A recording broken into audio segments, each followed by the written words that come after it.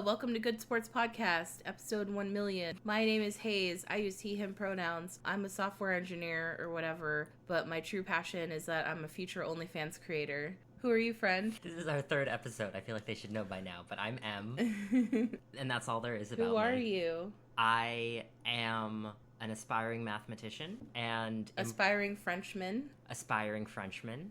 Love that for you. How was your week? Tell me. I have a lot to say, so I want to get your shit out of the way first. It's been fine. I had a math final yesterday. For what? I was taking a college class. Oh, topology. You had your final? Yeah. You just started. I started it in January. I've been doing it the whole time. Oh, this is the one you've been doing since January. I was like, what the fuck? Okay. Yeah.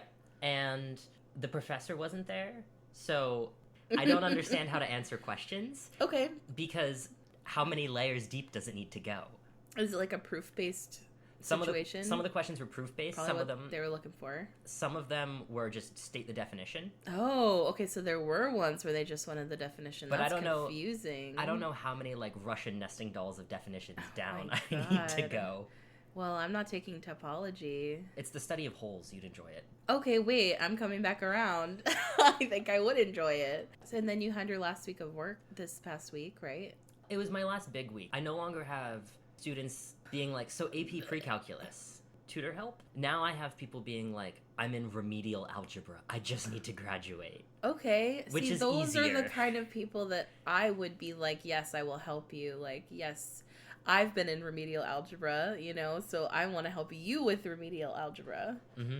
I think I would be good at that. I think a lot of it is having shitty teachers because the bar for math teachers is so low, which makes sense why that's what you're pursuing, you know, because you don't have to put any effort in, right? Yeah, exactly. I make all my choices by what would be the easiest. That's why I'm moving to France. You're moving to France, a country you are not from. Have you been to France? I have. At least you've been there. Where the people are notoriously mean if you have a subpar understanding of the language. And you also have a subpar understanding of the language. Mm-hmm. Okay, that's true. I feel like I don't really do things by path of least resistance either, like at all. I kind of get that. Like, when I decided to go back to school, it's like I could have just done it online. Mm-hmm. Like most people my age, but instead I was like, I'm gonna force myself into a college experience that I never had, and I'm also gonna go to like the most fucked up school that I can find that's falling apart and about to close all the time, and there's also no math department or computer science department, but that's what I'm gonna major in, and that's what I chose to do on purpose, so I get it. I don't think I'm that bad. I think you've been deflecting. Well, I'm reflecting because I just graduated this past weekend from college. Congratulations. Thank you. And please, no one congratulate me for getting my PhD or my master's degree. I do not have either of those. It is true. I am just now graduating with my undergrad degree, and it's fine. I just took 6 gap years. It's because you were too busy digging holes in Italy to... No, that was after I went back to college. That was a study abroad program. That wasn't even something that I chose. That was through the school. Wild. That was an official study abroad program that I had to pay money for. I just realized we've never told the story on the podcast, so people have no clue what we're referencing. Why don't you give the Cliff Notes? You've heard me tell this story like 50 times. The Cliff Notes is that Hayes spent a bunch of money to go to Italy to go dig holes because... Well, not because, but one contributing factor was, were you into or hooking up with the professor? I plead the fifth on that. Got it. Hooking up with. No! Okay, well, define hooking up with. Were we having late night Zoom calls where we told each other our deep, personal, intimate secrets? Yes. Did we have penetrative intercourse? No. So define hooking up. We were emotionally hooking up. And then goes to Italy for the study abroad program. That this person is a teacher for. And isn't it the first day or something you were there? The teacher goes, and this is my partner. Yeah, and this is my partner. And it was supposed to be for computer science, data science, and then they were like, and by the way, you're going to be on a mountain in 100-degree weather with no running water and no plumbing, and you're going to have to dig trenches for 8 hours, and we're going to feed you 1 hard-boiled egg for the day. I mean, I don't know what you were complaining about. Eggs in this economy, they were... This is before the egg crisis, so they were so cheap. I don't know what they're feeding them now. Probably like fucking milled oats, sawdust. Like, I don't even, just not at all. Half an egg. You only each get half an egg due to the economy.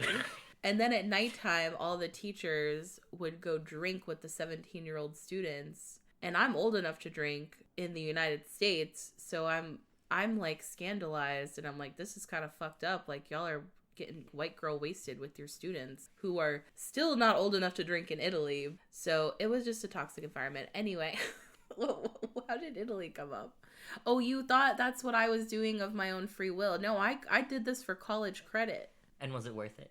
No, because I didn't get the college credit. I left early because I felt like I was going to fucking die. Well, you would have graduated earlier if you had stayed in the credit. I would have gotten like a posthumous, like honorary degree. Well, no, but now people from my school are not allowed to do study abroad through that other school anymore. So at least that's my legacy. Because of that? Because of the situation. Well, because I was emailing them like, I need you to get me a flight home. They're not feeding us. I'm in danger. I mean, I feel like the I'm in danger was like a little bit dramatic. I was in emotional danger. It was like an 8-week program. So I couldn't stay the whole time. That's 56 eggs. I know. Per person. Well, we're just really ungrateful. We all demand. We had our egg and it's not enough for us and we demand more. Isn't that crazy? Yeah, well, you know, don't worry. They also fed us moldy bread. So they would pass you out your egg and your bread, and then they would walk away, and then you would look at your bread, and it is moldy, so you can't eat it. And there was some people that would eat the bread to, like, make themselves sick so that they didn't have to work. It was crazy. Insane. Yeah, I need to do, like, I want to do, like, an investigative journalism deep dive into this program, because I straight up cannot believe that this is what it's like.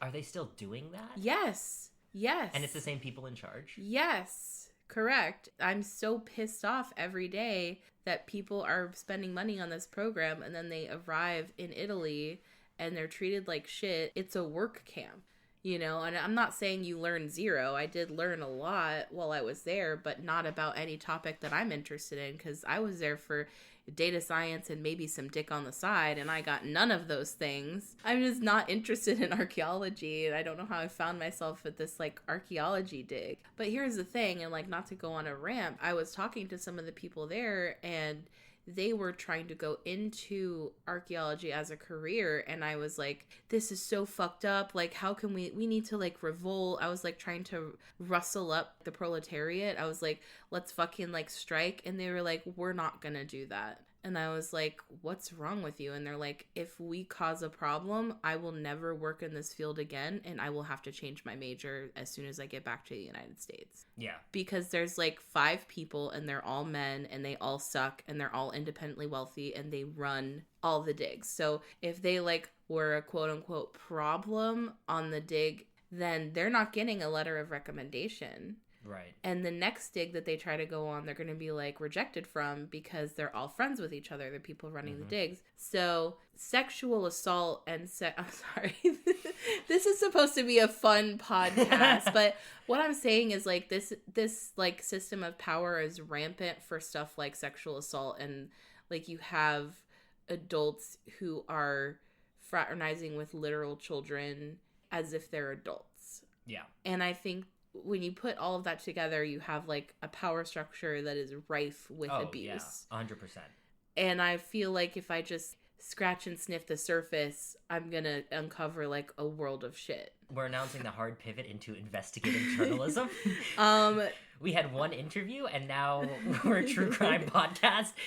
Welcome to Serial Season 50. I'm sorry, I'm taking up so much airtime. I had like such a crazy week with graduating, and okay, I'm just going to give you a preview of my week. So right after recording our last episode, I immediately started sexting with this woman from New Hampshire, and then I went to work, and the whole time I was at work, I was sexting her. And then as soon as I clocked out, I drove to her house in New Hampshire. And I kind of forgot that New Hampshire is scary. Mm-hmm. Very. And so I had to pee, and I was really scared to stop anywhere to pee because it was really rural. Like, it wasn't, like, off the highway. And so then I finally saw a Market Basket, and I was like, thank you, Lord. So I ran into the Market Basket to pee, and I was fine. But then I get to her house, and she's not normal. First of all, she keeps calling me Dawg. She's white. And then she apologized for calling. She literally. Did you think it was gender affirming? I don't know. I'm like, do you think this is what I want from you? Like, and then she like was like, oh, it's okay. I have like a black friend that I grew up with. And I was like, oh my God, please stop talking. You're really making this hard for me morally to continue this interaction. But I drove 2 hours to New Hampshire. I crossed state lines for this bitch. Then she starts telling me she's a genius. That's when I'm like, I didn't feel like I was in danger, but I was like, this person is not normal. But I also, like, it's hard to know what the line is because I don't really interact with normal people, so my threshold for weirdness is, like, pretty high. But it also depends, like, there's very harmless kinds of weirdness. And there's also things that are still harmless but unpleasant. She's sounding unpleasant. She's sounding unpleasant. She did bring up race a lot the entire time that I was there. No. Yeah. Red flag. But she's really hot. So I want you to picture. She's very, very sexy. So then we're just out on her porch, like smoking weed, because I'm like, I need to mentally and emotionally distance myself from the situation. And I look over at the door leading into her house, and there's just like someone watching us. What the fuck? And it like looks like a child. So I'm like, oh, is that like your sibling? And she's like, no, that's my roommate.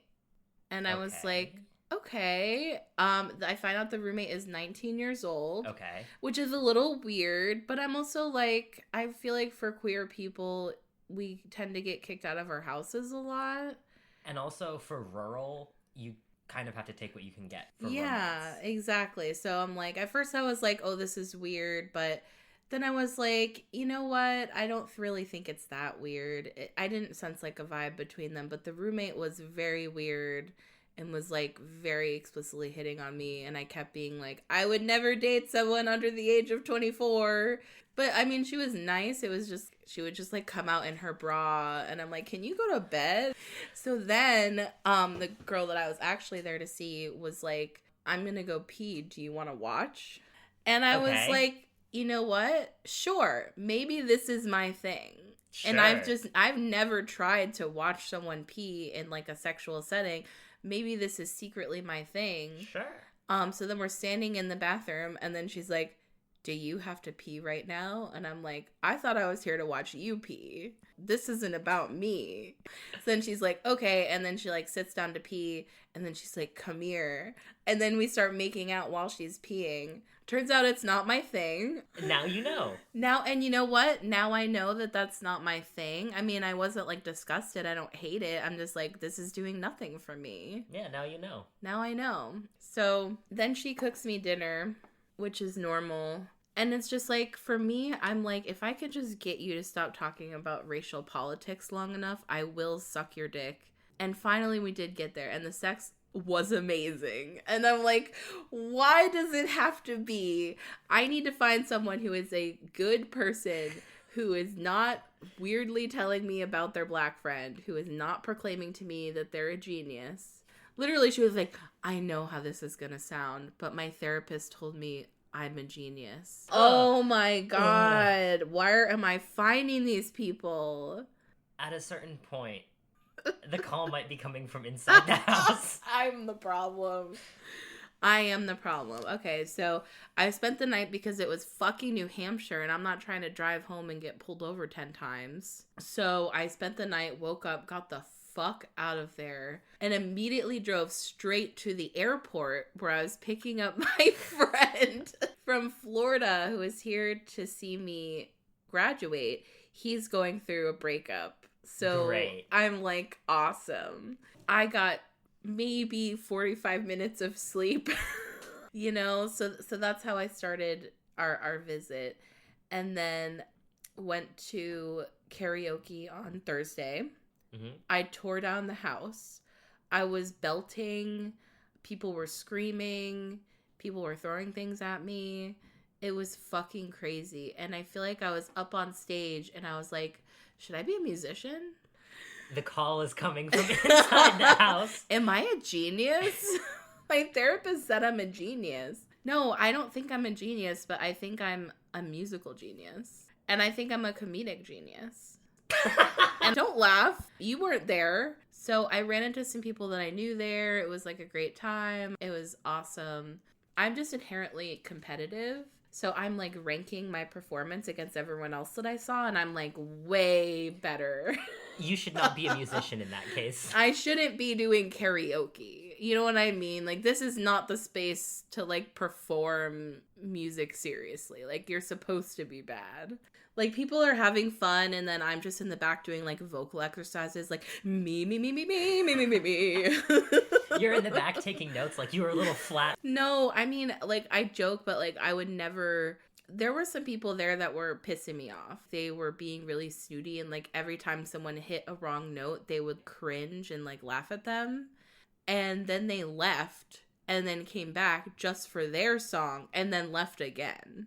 I joke about, like, being competitive. I truly would never do something like that. That's fucked up. Yeah. It's so rude. It's like coming to an open mic and then only showing up for your performance and then leaving and not buying a drink, not, like, interacting with anybody. Like, what are you here for? But I think I had the realization that I need to, like, not use karaoke as my, like, performance space. Because, like, it's fun, but, like, it's not really for that. So then I had another realization, which is that I am going to start an OnlyFans. Okay. And not for the reasons that you think, because I actually want to. Okay. I think there's not enough fat BIPOC T-boys out here on OnlyFans. I'm just not taking the path of least resistance. I'm just annoyed that, like, every time I go to, like, watch porn or, like, find a new creator, they all are white, they're all extremely thin, and they're all of a certain body type, and it's just, is this it? Is this the breadth of the human experience? This is all that I can expect? Feels wrong. I mean, maybe it just feels wrong because I'm watching too much porn, but I'm choosing to go with it's because the porn I'm watching is not woke enough. Bring back DEI to pornography. So then I graduated. Congratulations. Thank you. What's your doctorate in? Shut up! I don't have a doctorate. I have a Bachelor of Arts in computer science and mathematics. So it's technically a degree, you know? Mm-hmm. And that was fun. And then that very night, I went out again. And I got wasted. It was at this, like, kink event that was kind of lame. If I was actually having a good time, I wouldn't have time to drink. You know what I mean? I went out. I ate hot fries on the street. It was pretty fun. And then I got into an internet fight the next day. About? Okay. And I want your take on this. Okay. How old are you? I'm 22. Okay, perfect. I need your take on this then. So someone posted, I'm hosting a picnic in the park, like a very public park that everyone knows about. I just don't remember what it is because the post has since been deleted. So I'm hosting this potluck picnic. Okay. It's a fundraiser for Boston Public Library. Great. But in order to attend, you must be between the ages of 18 and 32. What? Okay, thank you. And I fit in that range, and I was still like, what? I get the over 18. That I understand. I still think it's kind of bullshit, but, like, maybe you could have an argument like, oh, it's for liability reasons. Yeah. You want people who are actually adults and who, like, their parents aren't going to freak out that they're at, like, a gay event or something. Yeah. You're hosting a public event at a public park to fundraise for a public library, and you're imposing an upper age limit? I mean, so most of the queer events that I've been to, where it's, like, specific age range in mind, are, like, for people in their 20s, without saying upper limit 32. The implication being come if you want, but it's for people in their 20s. Yes, like this, and I feel like it also depends on the event, right? Because a potluck in the park that's a fundraiser for the library doesn't sound like an event that is aimed only towards young people. Yeah. You're trying to fundraise, but you're not inviting people who are old enough to have full-time jobs. So you're not actually fundraising. And I'm sitting here like, if you wanted only college students, why are you... And this was posted on a queer app, Lex. Do you know Lex? I'm familiar.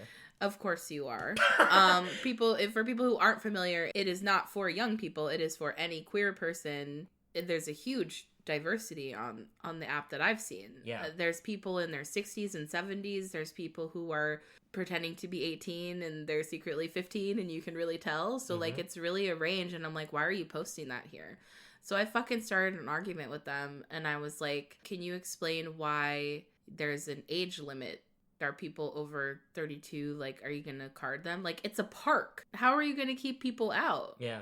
I just feel like this kind of goes back to, like, my hot take, which is people are in the queer community are way, way, way too sensitive about age gaps. And I don't necessarily mean in, like, romantic or sexual relationships. I mean, like, even as friends. I have friends who are in their 50s and 60s and 70s. But I don't have a lot of friends, unless it was from school, who are younger than me. And I think it's because there's this weird age gap thing. So I have some stories about this. Yeah. So everyone I went to school with for my entire life was 2 years older than me. And when I was 17... I was really, really into this guy in my year who had just turned 19. Okay. I think that, so to me, that's totally normal. And I was turning 18 in 3-4 months. I think that's even legal. And he was weirded out by it. We did end up dating, but he was like, we only started after I turned 18. That's crazy. I personally think it devalues young people to think that they're so stupid that they can't even be friends with someone over the age of 18 or 21.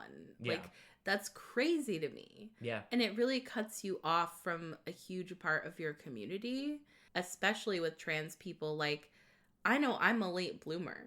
I'm going through puberty right now. I feel like there's certain parts of my development that are not at the age of someone who is 30 years old. And there are things that I could relate to a lot with people who are 22. I think that's part of why we get along. Like, you know what I mean? Like, weirdly, you're like so much further along in certain ways than I am. And it's like, yeah, I just feel like you're really limiting yourself if you're scared of people who are over 30 or over 32 or over 35 or, oh, you're 40, so like you're inherently creepy. I guess it's like the implication that people are creepy just because they're older. Yeah. Wow, congratulations for beating the odds and living past the age of 30. Now you're not welcome to our potluck.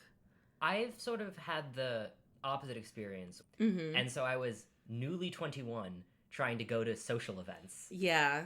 For people who are not in college. Yeah. And so it would be, I would go to like queer events and then there would be, and I think it's just because I have a gay mom, something about like white 50-year-old lesbians, they'll like see me and be like, oh my God, you remind me of my son. No. And I'm like, I'm here to make friends. I'm here to socialize as an equal. Well, no, and it goes the other way too. It definitely goes the other way too. Like, oh, you're just a baby. I'm sure you got that a lot.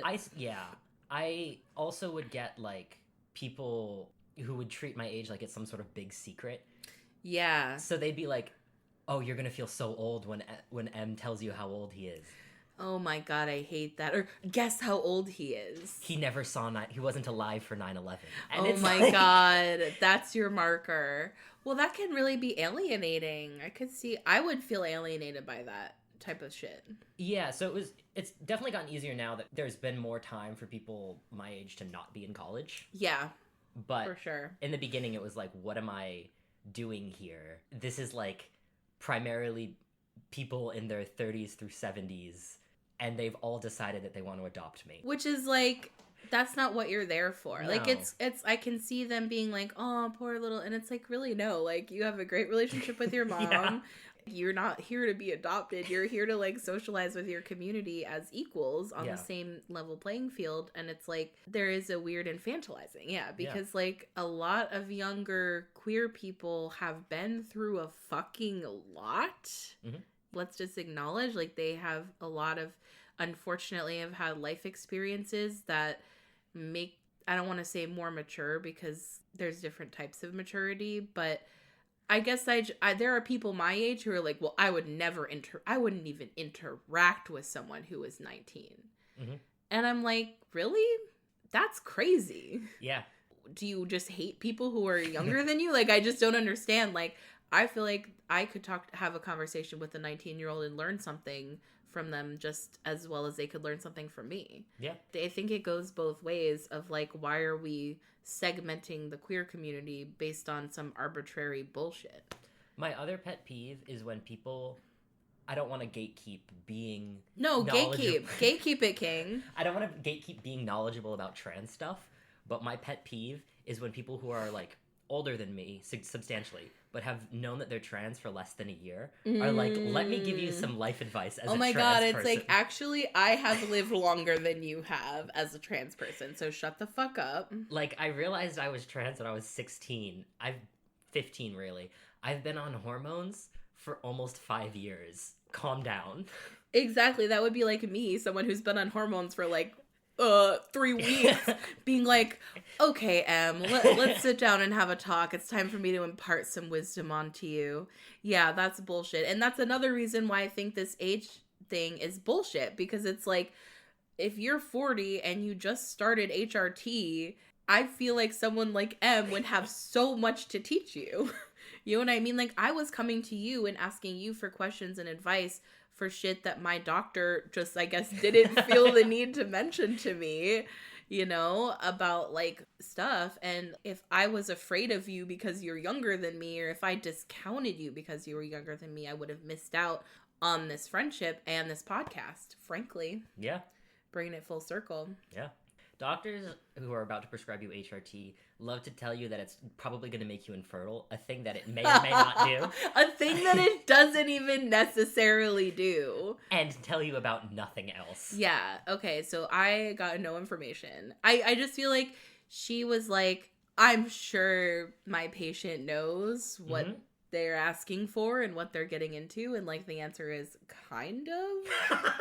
Only kind of. Like, I was talking to you about shit that I like just had heard whisperings of. My doctor really should have given me a pamphlet or something. Where's the pamphlet? I feel like people told me I would be horny, but I still don't think I was like really prepared. You know, because I feel like when I heard like, oh, you're going to be horny and it's going to be unbearable, I was like, okay, so I'll just masturbate 10 times a day. I don't give a shit.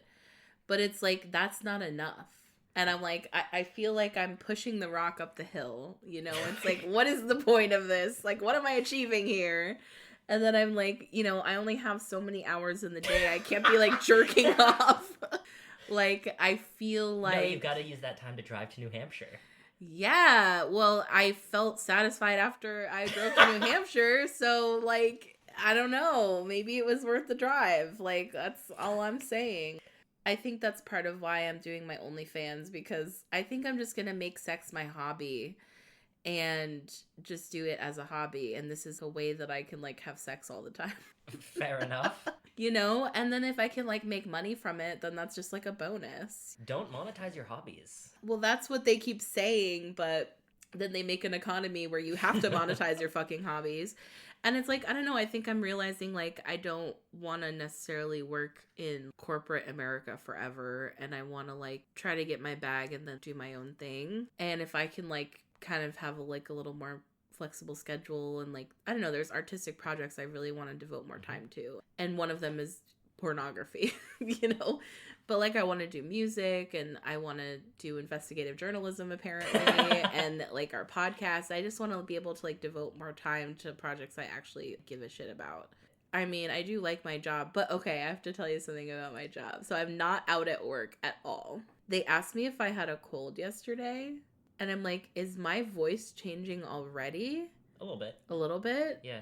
I don't know if it's like more apparent over like our Zoom call. So then I go to work and I'm like, hi everyone. Like I try to like make my voice higher. Because if I don't, they ask me if I'm okay. And I'm like, I'm going to have to come out eventually. Mm-hmm. And then I got this email that they're having a work vacation retreat that's all expenses paid to the beach in Florida. Okay. In August. Okay.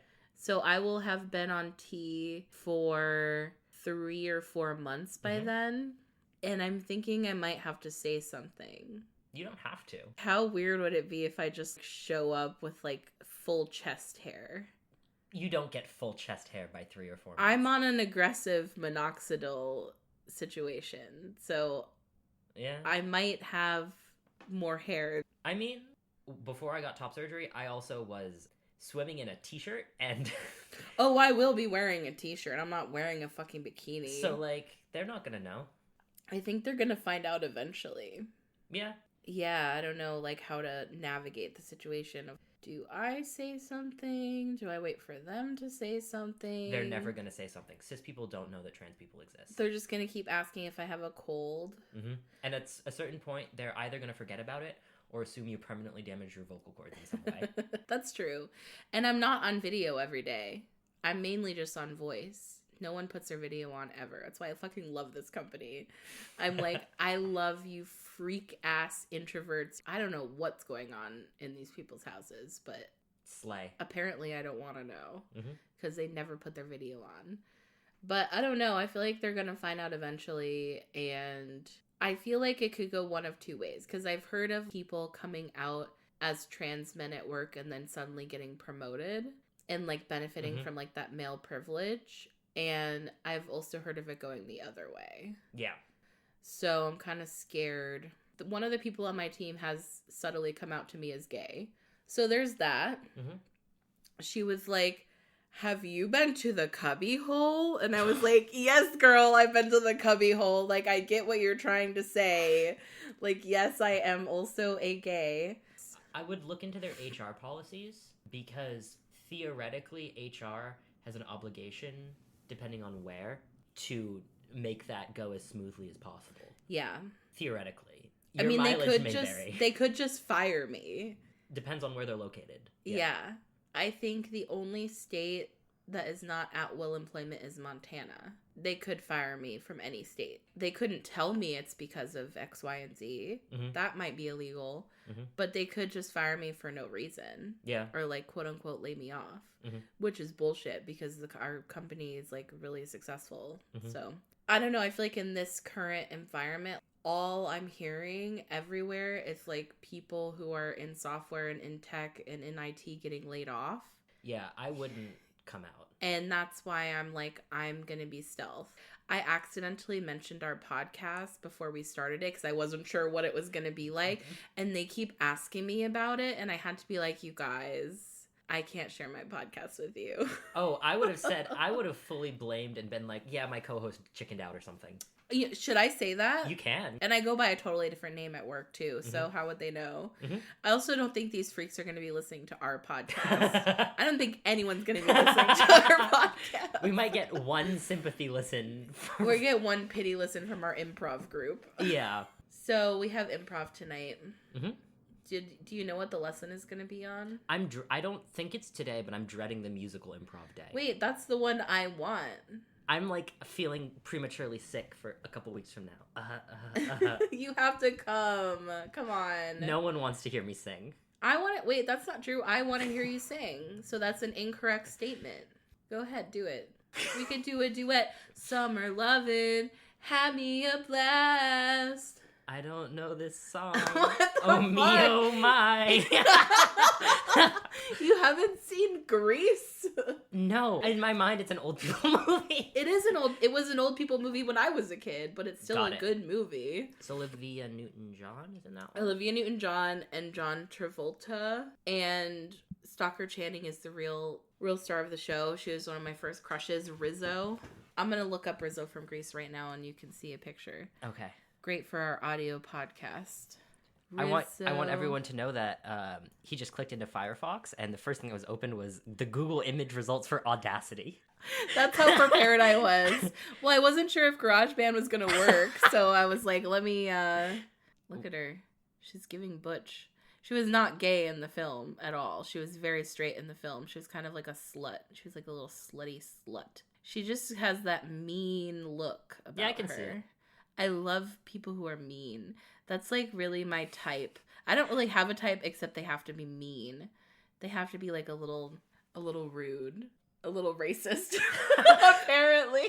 It's really funny because I feel like our Just Chatting episodes is really just talking about my sex life, because like no shade, but you kind of have nothing going on. Yeah. You know? Yeah. I'm very glad to be having nothing going on. No, I love that for you too, because it's also good for me, because then I can ask advice from someone who has nothing going on, because I have certain friends who are such a fucking mess that every time I try to ask them for advice about something I have going on, it kind of turns into them crying about whatever they have going on, and I'm like, we're not helping each other right now. The biggest thing I have going on is that I found a musical that I'm really obsessed with. What is it? Have you heard of Nerdy Prudes Must Die? No. I like musicals though. Like, so what's the vibe? So it's free on YouTube. Of course it is. All the best musicals are free on YouTube. Well, if you remember, not to mention the cursed franchise, but do you know a Harry Potter musical? It's those people. Okay.